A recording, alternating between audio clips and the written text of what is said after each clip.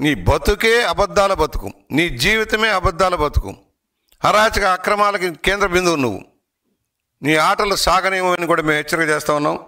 ఇవాళ ఏదైతే ఉందో శాంతి భద్రతలు చేతుల్లోకి తీసుకుంటామంటే అయ్యేది కాదు.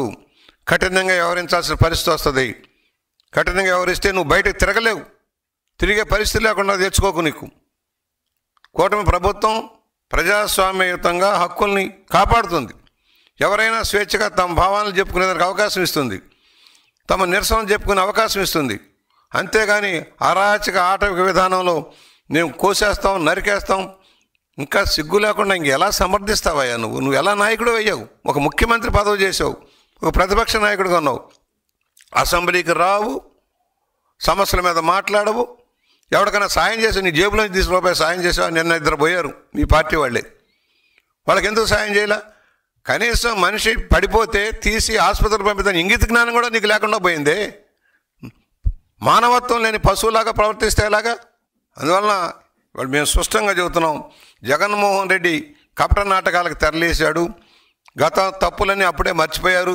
ప్రజలు నాకు మద్దతు ఇవ్వండి, సీట్లో కూర్చుంటాను, నా అరాచకం సృష్టిస్తాను, నియంతలాగా వ్యవహరిస్తానంటే ప్రజాస్వామ్యంలో ఎంతోమంది నియంత్రణలు చూసాం, కాలగర్భంలో కలిసాం.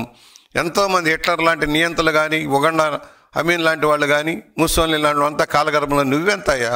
నువ్వు నియంతలాగా పరిపాలించావు, ఫలితంగానే 11 సీట్లకు పరిమితం చేశారు. నీ ఆటలు సాగనీయమని కూడా హెచ్చరిక చేస్తూ ఇవాళ ప్రతిదీ ఇష్యూయే. హెలికాప్టర్ బద్దలు కొట్టాడు, హెలికాప్టర్ పోతే అయ్యో ఎవరో చేశారు, తప్పుడు చేశారని చెప్పడం, ఎవరి మీదకో తోసేయటం. నీ గ్యాంగులు, నీ ముఠాదారులు, నీ గంజాయి బ్యాట్లు, రౌడీ మోకలు చేసే అన్నీ కూడా ప్రభుత్వం మీద నెట్టడానికి ప్రయత్నం చేస్తావు. ప్రభుత్వం చేతలుడికి కూర్చోలేదు, ప్రజాస్వామ్యాన్ని కాపాడటం కోసం ఉంది, శాంతి భద్రతలు కాపాడటం కోసం ఉంది. దాన్ని అలుసుగా తీసుకుంటే అది నీ అమాయకత్వం. ఎక్కడో బ్యాలెన్స్ తప్పిపోయావు. తాడేపల్లి ప్యాలెస్లో టీవీలు పాల్గొట్టుకుంటూ కూర్చుంటా ఉన్నావు, ఏమీ చేయలేదనుకున్నావు. నువ్వు చేసిన అరాచకం వల్ల, అవినీతి వల్ల దోపిడీ అయిపోయింది, డబ్బు లేదు, ఏమీ చేయలేదనుకున్నావు. అయినా కూడా చెప్పినవన్నీ అమలు చేస్తున్నాం. ఇవాళ తల్లికి వందనం వేస్తే పాపం నీకు గంగవెర్లు ఎత్తున్నాయి. నువ్వు ఇచ్చింది 42,000 మందికి ఒక్కరికే ఇచ్చావు. మేము 67 లక్షల మందికి, 64 లక్షల మందికి, 2 3 4 డబ్బు ఇచ్చాం. నువ్వెందుకు ఇవ్వలేదు?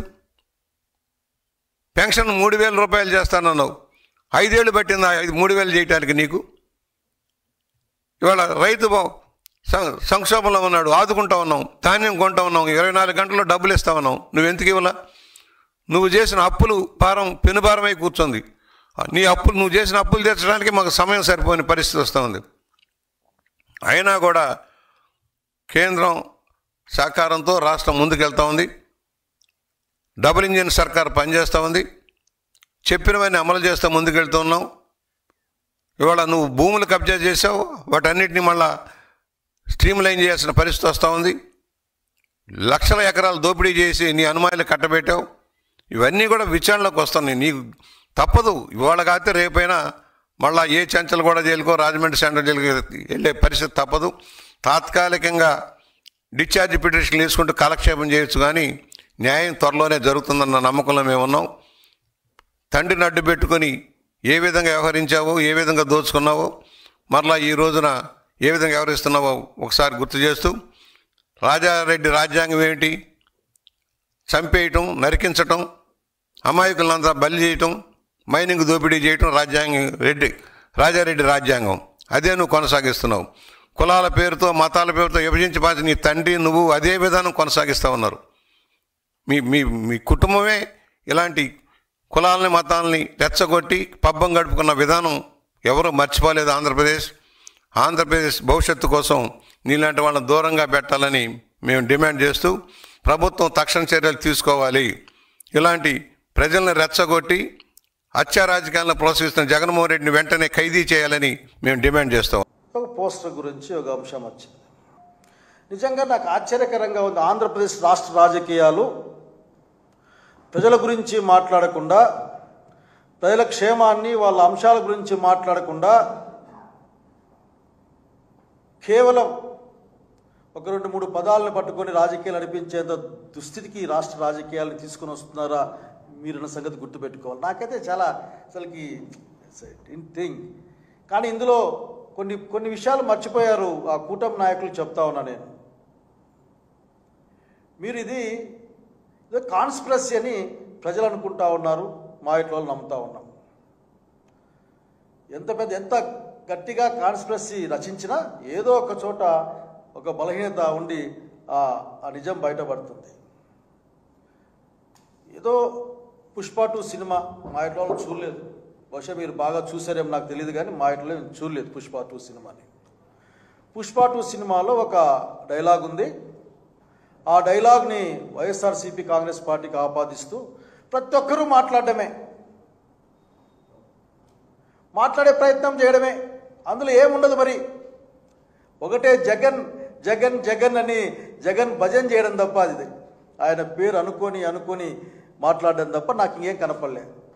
అసలుకి ఫ్లకార్డు పట్టుకున్న దాంట్లో ఎవరని ఏమైనా ఉందా? ఇదే కదా ఫ్లకార్డు, ఇది కళ్ళెదురుగుంది. ఆఖరికి ఆ జగన్ బొమ్మ ఉంది. పైన ఫిబ్రవరి వచ్చే 29లో వైఎస్ఆర్సీపీ వచ్చిన వెంటనే గంగమ్మ తల్లి జాతరలు అదేదో వాళ్ళైతే బాగా చెప్పగలరు నాకంటే కూడా పదాలని వాళ్ళు చెప్పారు. వచ్చిన భాష వాళ్ళకి, మేము నేర్చుకోవాల్సిన భాష ఇది. నేర్చుకోలేక వీళ్ళ కోసం ఈ భాషలు మేము నేర్చుకోవాల్సి వస్తూ ఉంది. ఇతను ఎవరబ్బా అని మనం లెక్కేసుకొని చూస్తే ఇతను తెలుగుదేశం పార్టీ కార్యకర్త, తెలుగుదేశం పార్టీ సభ్యుడతను. ఇదిగో ఇదే ఆ సభ్యత్వం ఒక కార్డు. బహుశా కార్డులు ఇచ్చే అలవాటు తెలుగుదేశంలో బాగుంటుంది. ప్రధానికి ఒక కార్డు వేసి మెల్లో తగిలేస్తూ ఉంటారు, అదంతా అంతేనా, తగిలిస్తూ ఉంటారు. దీంట్లో ఆయన పేరు రవితేజ బొడ్డెద్దు అని ఉంది. ఇంకా మిగతా అన్నీ ఉన్నాయి, పోలింగ్ నెంబర్ ఎంత, అదెంత, ఇదెంత అని అనేక విషయాలు దీంట్లో ఉన్నాయి. దీంట్లో ఉన్న దాంట్లో వీళ్ళకి ఒక నంబర్ ఇస్తారు. ఈ నంబర్ కరెక్టో కాదు అని మళ్ళీ క్రాస్ చెక్ చేయించాం. 100,000, 10,000, 10 లక్షలు 23,91,000 కూడబరు. ఇది 2,39,11,302 దాని నంబర్. ఇదిగో మెంబర్షిప్ కార్డు. దీంట్లో క్రాస్ చెక్ చేసి ఇది కూడా అంతే, ఇది కూడా అదే సంఖ్య కలిగింది. ఆఖరిలో 302 అని. 24-26 సంవత్సరానికి ఇచ్చిన కార్డు ఇది. ఇంకా 26 ఇంకా రాలే. సో నేను ఈ మాట అడగవచ్చు కదా, అడిగితే ఇబ్బంది ఏం రాదు కదా మీకు. మీరే దీన్ని మీ కార్యకర్త కంటే ఇట్లా ఫ్లకార్లు ప్రింట్ చేయడానికి ఎవరికి కూడా అదేంది నిబంధన ఏంది లేదు, పేటెంట్ హక్కే ఉండదు. ఎవరైనా బొమ్మ తీసిపోతే దీన్ని చేసిస్తారు. కింద ఏ పేరు రాస్తే ఏ కష్టం వస్తుందో అదేం పట్టుకోలే. ఇది అంత ఉత్సాహవంతుడు అతని పేరు రాసుకునేవాడు, ఎందుకంటే చూపించేకైనా ఇట్లా. మీ కార్యకర్త, మీ సభ్యుడు, లాస్ట్లో 302 వచ్చే విధంగా ఉన్న మీ సభ్యుడు ఒక ఫ్లకార్డు పెట్టుకొని వైసీపీ వచ్చిన తర్వాత ఏమో చేస్తామని రాస్తే 2 అనుకోవాలి. ఒకవేళ వైసీపీ పొరపాటున వస్తే మీ సంగతి తేలుస్తాం. వైసీపీ వాళ్ళు గెలవకూడదని అర్థం తెచ్చుకోవచ్చు. దీన్ని చూసలేదని సరే, వైసీపీ గెలిస్తే 2029లో మీ సంగతి అని అనుకోవచ్చు. కనుక దీన్ని మీరు ఒక కుట్రపూరితంగా జగన్మోహన్ రెడ్డి గారికి వస్తున్న అపూర్వమైన ప్రజాదరణని చూసి తట్టుకోలేక దాన్ని ఏదో విధంగా డిస్టార్ట్ చేసేందుకోసం దీన్ని వార్తాపత్రికలకో లేకపోతే మీడియాలకు అందించిన వాళ్ళు ఎవరు? అక్కడున్న వాళ్ళు చూడలే, ఎవరు చూడలే. దానికి పెద్ద ప్రచారం ఇచ్చింది రామానాయుడు గారు అనుకుంటా, బహుశా ఆయన మంత్రి గారు తెలుగుదేశం పార్టీ ఆఫీసులో కూర్చొని దీన్ని ఆయన ప్రచారం చేస్తే వివిధ మాధ్యమాలు, వాళ్ళకు అనుకున్న మాధ్యమాలు దాన్ని ముందుకు తీసుకెళ్ళాయి. ఇక్కడ అడగాల్సింది ఒక్కటే, ఎవరిని మోసం చేద్దామని, ఎవరిని ప్రజల్ని ఏ విధంగా మోసం చేద్దాం ఆలోచన తప్ప ఇంకో ఆలోచన రాదా? పథకాలు ఇవ్వమంటే మోసం చేస్తారు, మభ్యపుచ్చుతారు. చివరికి జగన్మోహన్ రెడ్డి గారి ఆదరణను చూడలేక, ఆయనకున్న ప్రజల యొక్క ఆ మద్దతును చూడలేక మీరు ఆఖరిగా మీ అబ్బాయిని పంపించారు కదా. నేను ఈ అబ్బాయిని చూసి జాలిపడతా ఉన్నా. నేను మీ యొక్క కుట్రలో భాగమయ్యాడు ఈ అబ్బాయి అని. మీ సభ్యుడు ఫోన్లే ఆ అబ్బాయి కాదని మీరు మాట్లాడతారా?